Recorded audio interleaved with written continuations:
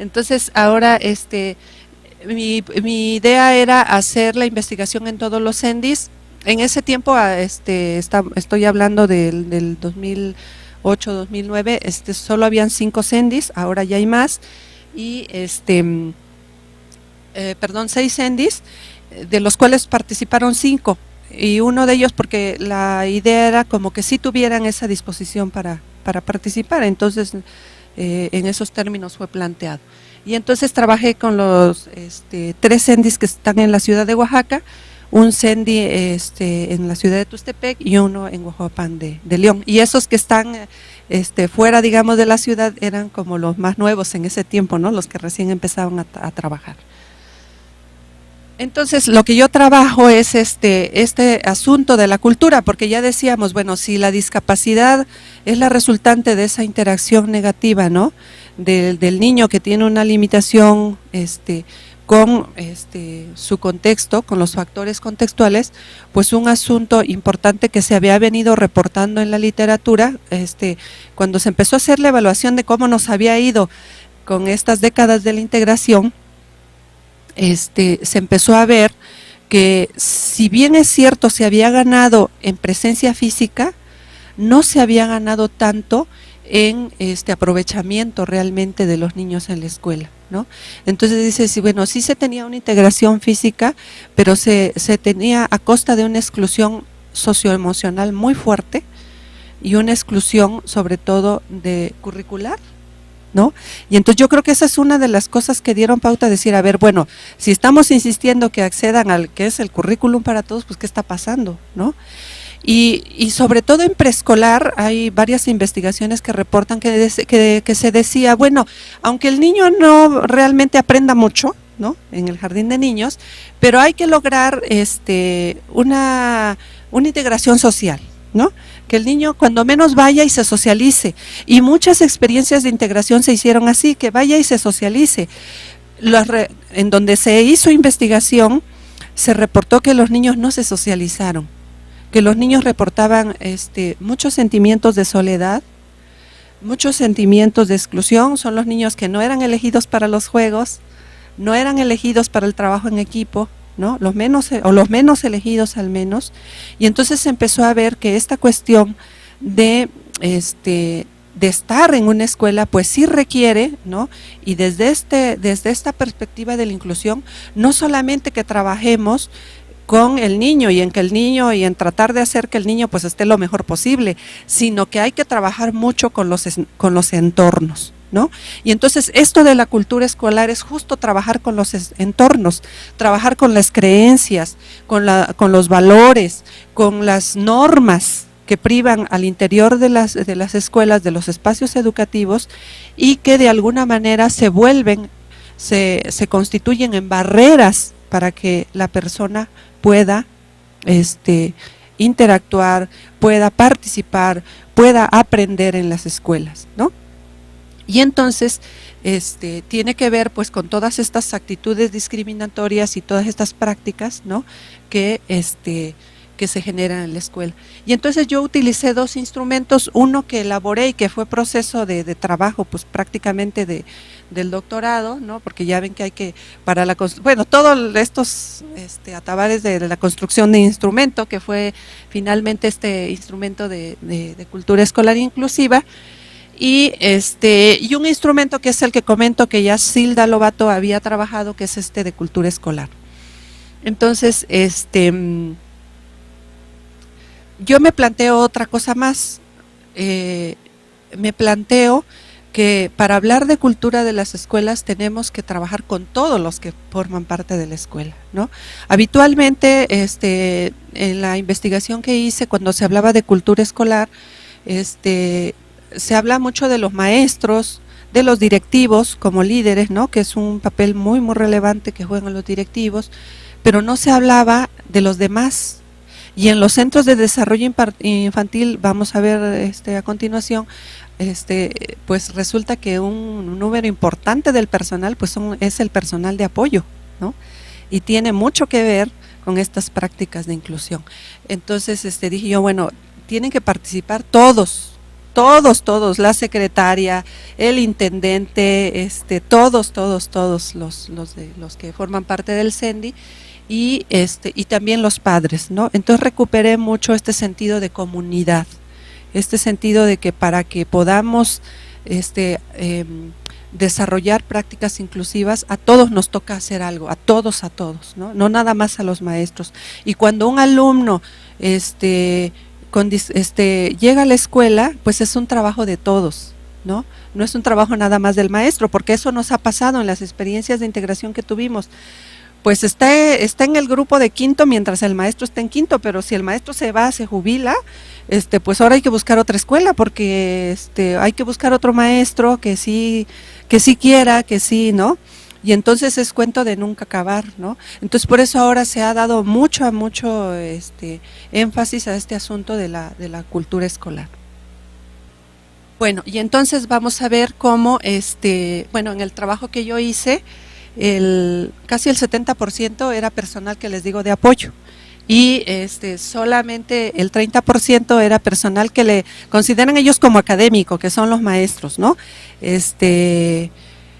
Los maestros con formación normalista, porque hay varios que, aunque fungen como maestros, tienen otra formación, son enfermeras o son puericulturistas, ¿no? Tienen otra formación.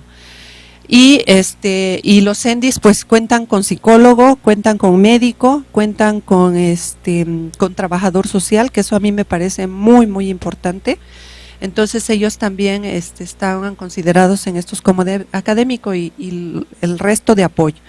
Y entonces a la hora de, si te regresas tantito, a la hora de participar, pues a mí me llamó mucho la atención, porque como que sí me costó un poco de trabajo que se animaran a participar, porque decían, ¿y yo qué voy a decir? O sea, si se trata de eso, pues aquí los que hablan son los maestros, ¿no? Es decir, en la investigación muy poco se les ha tomado en cuenta, y a la hora que se les toma en cuenta dicen, pero es que yo no, como que yo no puedo decir mucho, como que yo, pues lo que puedo decir es, ¿no?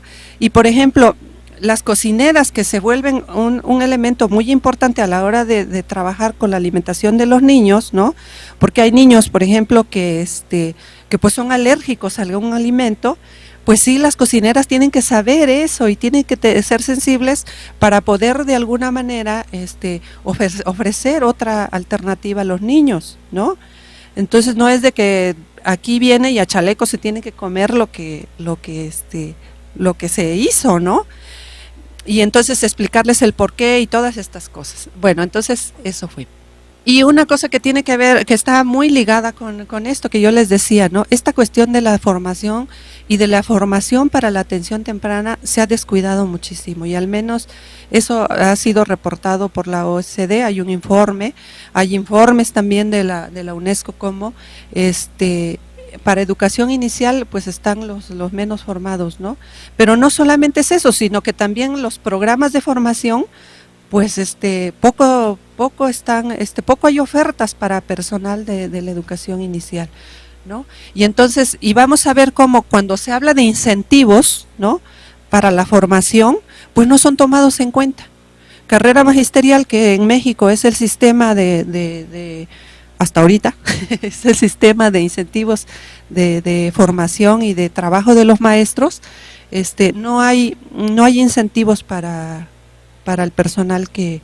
Entonces eso en Oaxaca fue un problema complejo, porque, y me imagino yo que en muchos estados, porque decían, no, entonces si quieres estar en carrera magisterial tienes que salirte de inicial, ¿no? Y hay algunas maestras que dijeron, no, pues yo no me salgo, aunque yo no participe, pero no me salgo, ¿no?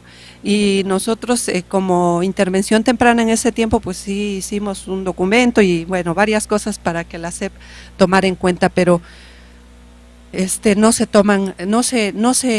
les toma en cuenta. Entonces, cuando yo investigo y les pregunto sobre sus percepciones de cómo se sienten para dar respuesta educativa a las necesidades educativas especiales, pues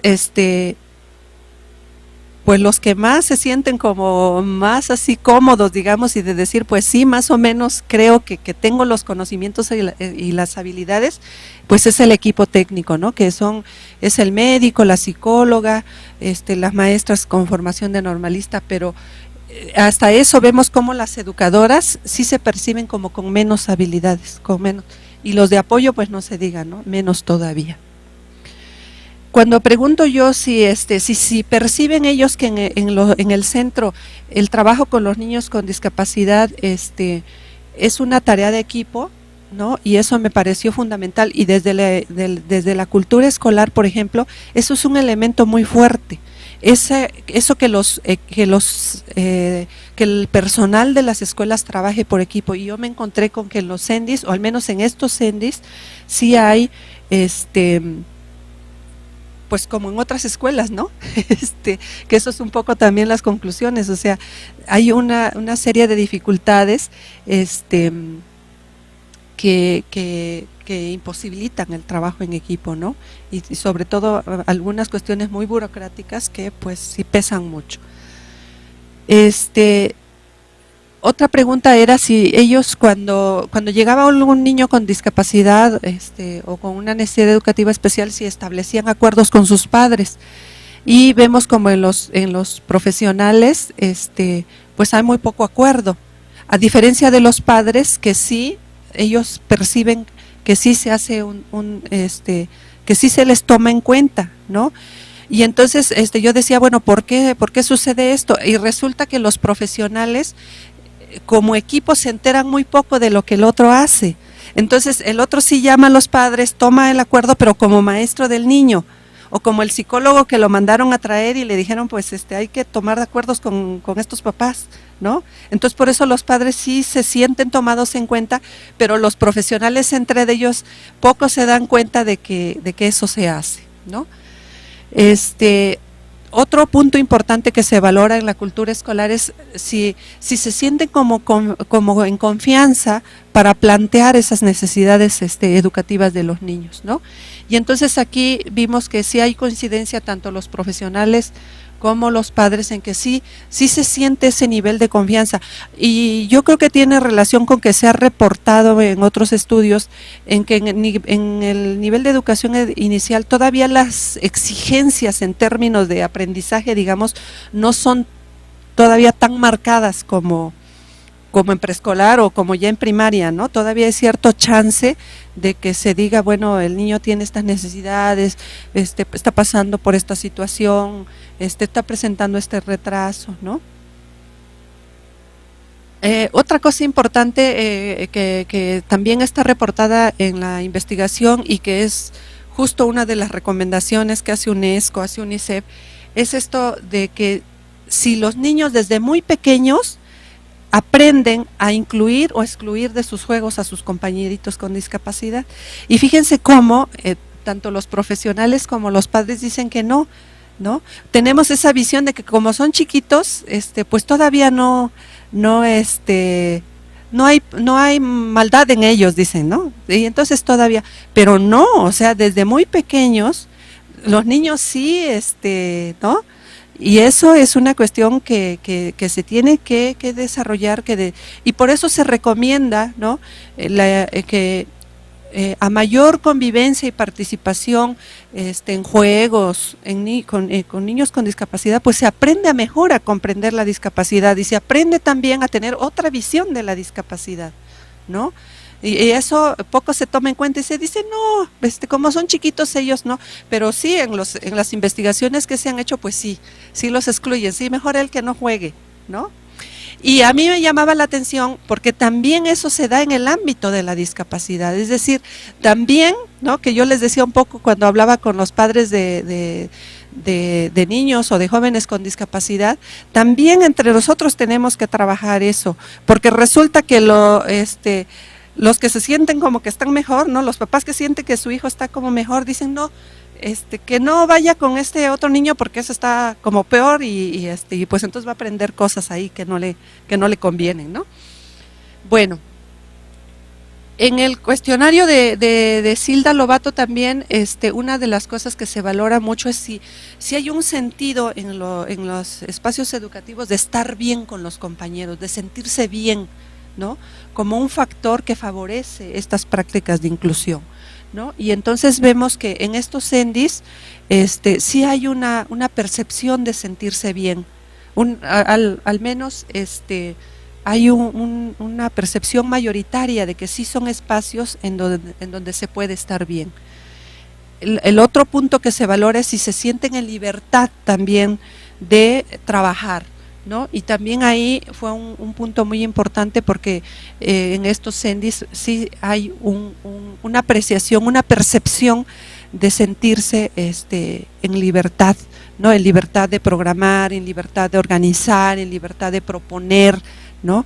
Que eso es algo muy muy valorado. Y yo revisaba ahora, por ejemplo, a México nos comparan mucho con Finlandia, ¿no? A raíz de esto de que decían de que este video que hicieron Mexicanos Primero, en donde nos ponen por los suelos y que dicen que los maestros prácticamente en México no servimos para nada, y nos ponen un comparativo de Finlandia, ¿no? De cómo en la prueba PISA pues están en los primeros niveles y nosotros como en los últimos. Estaba revisando reportes de investigación de Finlandia y justamente una de las cosas que cuando Finlandia hace su reforma educativa en los 80, dice justamente una de las cosas que cuidamos fue darle, hay un currículum, dice que unas pautas generales curriculares, pero se deja en mucha libertad para que las escuelas diseñen sus propios proyectos educativos, ¿no? Y diseñen con un apoyo profesional muy fuerte y se sientan en esa libertad de hacerlo, ¿no? Y hay muchas cosas, por ejemplo, la importancia que ellos le dan a la identificación temprana de cualquier necesidad que los niños puedan tener, ¿no? Bueno, y bueno, ya como resultados generales, en esto que yo evalué de cómo perciben ellos sus conocimientos, sus normas, sus funcionamientos y sus valores en relación con una cultura escolar inclusiva, vemos pues que en estos CENDIs, en unos más que otros, ¿verdad? Pero sí hay, digamos que este conjunto de cosas que pueden facilitar, ¿no? Estas prácticas inclusivas de la organización, de las normas, de los valores que ellos tienen, de las formas como perciben su trabajo y perciben el trabajo con los otros, ¿no? Pero en esas cosas que falta, ¿no? Para sentirse así como que quisiéramos verlos como en el 6 y todos como más parejitos, pues está esto que yo les decía, ¿no? Y que ha sido reportado por otras investigaciones. Una que, bueno, los centros de desarrollo infantil como otros espacios educativos, estas prácticas burocráticas, estas prácticas justamente que reflejan esa organización de un sistema educativo muy burocratizado, ¿no? Pues se refleja también en los centros de desarrollo infantil, ¿no? Y entonces hay cosas que se tienen que cambiar.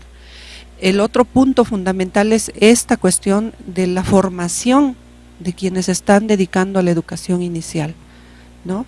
Eso yo creo que es un punto fundamental y que tiene que ser retomada a nivel sí de las estructuras del sistema educativo y de los niveles, ¿no? En sus programas de formación, pero yo creo que también por las universidades.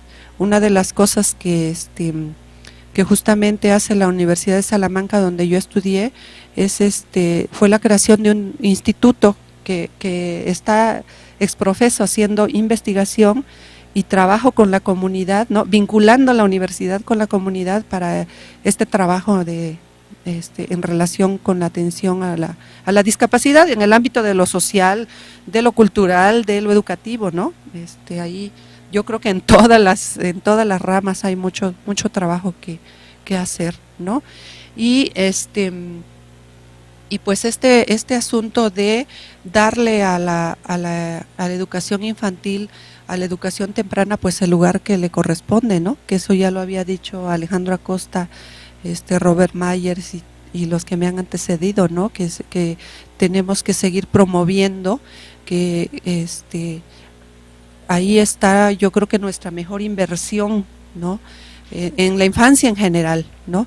Pero cuando se habla de esa infancia que nace ya en condiciones de riesgo, que nace con una limitación, con una deficiencia, pues yo creo que ahí la importancia es fundamental y pues recobra una relevancia, que por eso pues yo les agradezco mucho que me hayan dado que me hayan invitado a platicarles hoy de este tema y y pues de compartir con ustedes sus inquietudes.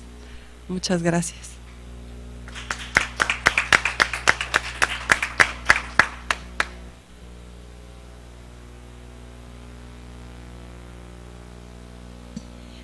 Muchas gracias, Clara. Si pueden cambiarle a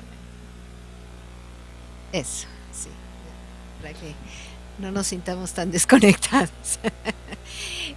Mil gracias, Clara. Yo creo que apuntas a muchas violaciones ahora sí de los derechos, no solo de la Convención de las personas con discapacidad, sino de los derechos del niño, ¿no? Justo me llama la atención muchos de los datos que diste, porque se está ahora justo en el proceso de redacción del informe alternativo para sí, perdón, justo se está ahora en la redacción del informe alternativo que se da al Comité de los Derechos del Niño en Ginebra, y que ya México por fin respondió después de hacerse pato durante 2 años, y que ahora ya está citado hacia junio, me parece. Sí, entonces, y creo que muchos de estos señalamientos deberían de ser incluidos ahí y llevar esta voz, digamos, de esta serie de exclusiones, de indefiniciones, de reformas aparentes que no tocan lo estructural, y sobre todo lo que me parece más grave de esta retracción o esta constricción o restricción que ha sufrido los servicios de educación inicial, ahora sí como una consecuencia paradójica de la obligatoriedad del preescolar, en donde todos los recursos se fueron a apoyar el preescolar, y educación inicial ahora se considera como educación extraescolar en los últimos informes. De tal manera que entonces, como dices, están excluidos de carrera magisterial, de todas estas cosas, igual que educación especial, igual que educación para adultos, igual que educación compensatoria, igual que todas estas cosas. Entonces esto no figura de alguna manera dentro del sistema escolar regular o general, así como lo describe el INE, lo cual me parece gravísimo, ¿no? Y señalan, y es, digamos, a nivel de numérico nada más de los CENDIS, cómo se ha contraído el número de servicios a lo largo de los años, y no digamos ya los servicios de intervención temprana, ¿no? Que es prácticamente desaparecieron, creo que son 6 ahora los que se reportan de servicios de intervención temprana, cuando, como dices, en los años 90, 80, fines de los 80, 90, estaban como en un boom, ¿no? En este sentido. Entonces, yo sí llamaría, digamos, a estas aportaciones que tú mencionas, y a incluir esta labor de la Coamex, que fue, digamos, que tuvo un resultado, y que esto se puede incluir como una propuesta de armonización hecha por la coalición, que no ha sido tomada en cuenta para armonizar la legislación, ¿no? Creo que este tipo de señalamientos son los que deben de incluirse, y llamo a todos los que estén conectados para que, si tienen datos que aportar, nos los hagan saber para incluirlos en esta. Nos toca a nosotros la parte de redactar el informe en México de la parte de educación, y es un tema muy grueso. Entonces, evidentemente, con la ayuda y colaboración de todos, podremos hacerlo un poquito más pertinente, como decías, ¿no? En esto.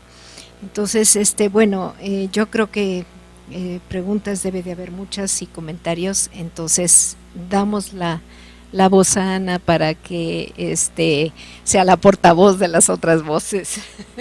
Bueno, Zoraida nos dice: muchas gracias, maestra Clara, muy interesante su intervención. Son dificultades que también se visibilizan en Colombia, muchos programas asistencialistas que desvirtúan la obligación real del Estado.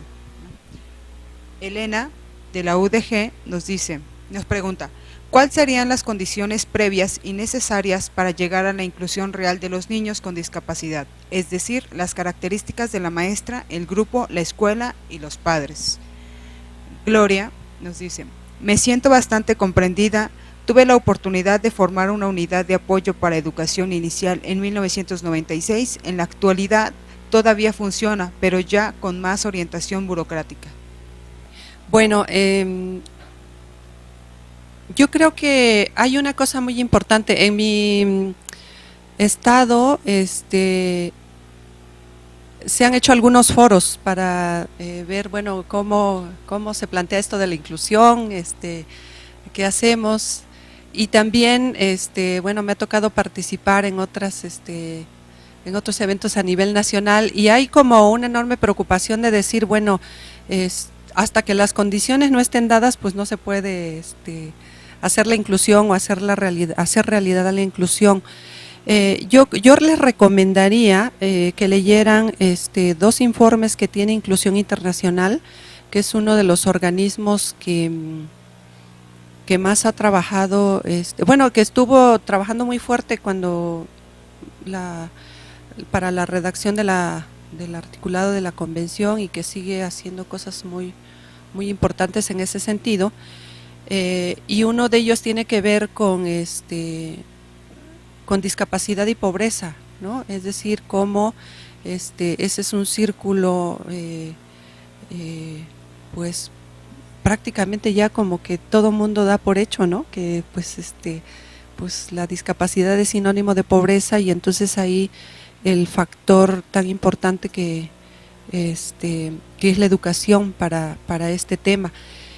Y una de las cosas que se plantea ahí justo es eso, bueno, si se tienen que dar condiciones, pues entonces como cuánto nos tenemos que esperar, ¿no? Hay algunos testimonios de mamás, ¿no? De familiares o de las mismas personas con discapacidad.